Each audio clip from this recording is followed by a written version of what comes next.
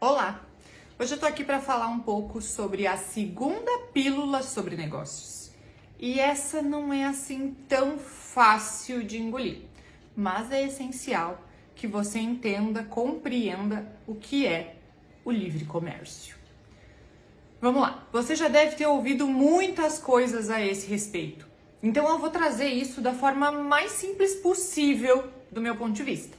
Mas, se ficar alguma dúvida, seja ela qual for, porque não existe dúvida boba, né? Pode colocar aqui nos comentários que eu vou tentar esmiuçar um pouco mais o assunto, tá? Quando a gente fala de livre comércio, primeiro que tem gente que fala assim, pô, mas hoje em dia, né? Hoje em dia tudo é comércio. As datas comemorativas, religiosas, tudo é motivo para promover o comércio. Sim, comércio precisa de motivos para oferecer produtos, não é? Então isso não é um problema. Sim, tudo é comércio. Você está se vendendo o tempo todo. Você vende as suas horas, mesmo que você trabalhe para alguém. Você vende as suas horas quando você presta serviço para alguém. Você vende produtos, você vende serviços, você vende a industrialização de algo, a fabricação de algo. A gente vende o tempo inteiro, né? Independente de qual é o nosso trabalho, estamos vendendo o tempo inteiro. Então, sim, tudo é comércio, tá? Agora, quando a gente fala de livre comércio, a gente está querendo dizer que é preciso que você entenda que tem sucesso a empresa que atende às necessidades da maior demanda. O que eu estou querendo dizer com isso? Vamos pegar um exemplo que vai ficar mais fácil. Muitas pessoas vêm me questionar e dizer que não é justo que um médico ou um professor ganhe menos do que um jogador de futebol. Quando a pessoa vem com essa palavra é justo ou não é justo, eu sempre penso que ela não entende do o que é o livre comércio. Hoje, no livre comércio, nós não somos remunerados pelo nosso valor intrínseco.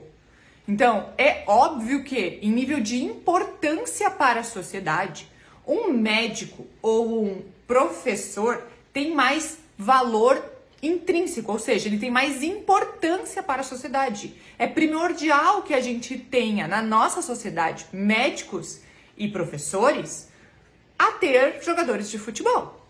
Porém, por que o jogador de futebol é melhor remunerado? Porque ele gera mais valor. O que é gerar mais valor neste caso do livre comércio? É atender uma demanda maior do que a demanda do médico, maior do que a demanda do professor, não é? Então, se aquele jogador de futebol está num estádio com, sei lá, 30 mil pessoas, é natural que mais empresas queiram divulgar naquele estádio e, portanto, paguem por isso. E, portanto, o fato de ele estar lá gera mais riqueza envolvida, gera mais dinheiro ali naquela situação do que se um médico está lá. Ou de que um médico fazendo uma palestra. O jogador de futebol gera muito mais valor financeiro e por isso ele é melhor remunerado. Você provavelmente, se gosta de futebol, deve ou ir em estádios e, portanto, você paga para isso, assistir jogos e você paga para isso, ou você contrata canais de esportes para conseguir acompanhar. Você paga por isso. E você não está errado, porque você quer entretenimento. Você tem acesso mediante pagamento, porque você tem possibilidade de pagar, logo você dá o seu dinheiro lá para poder assistir o jogo. O jogador de futebol, ele é remunerado pelo valor gerado nesse meio. Então, trazendo isso para talvez realidade, olhando para o seu negócio, olhando para o negócio do seu concorrente, talvez o seu concorrente ele esteja gerando mais valor e tendo mais sucesso, porque ele atende uma demanda que você não atende. Como assim, Liliane? Bom, talvez tenha mais pessoas procurando pela forma como ele atende, a forma como ele oferece os serviços dele, do que pessoas procurando pela forma como você atende, como você oferece seus serviços. Vou dar um exemplo. Eu presto consultoria financeira. O Sebrae presta consultoria financeira. Por que há empresas que preferem me contratar do que contratar o Sebrae? Sendo que o Sebrae tem subsídio do governo, ou seja, cobra muito mais barato do que eu. Porque eu atendo demandas específicas das empresas. Eu tenho capacidade de olhar para detalhes e entender o comportamento de cada negócio em função da minha experiência prática.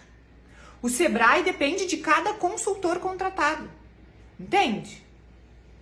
Então, a gente precisa entender que, por mais que a gente ofereça bons produtos, bons serviços, talvez não é isso que o povo quer.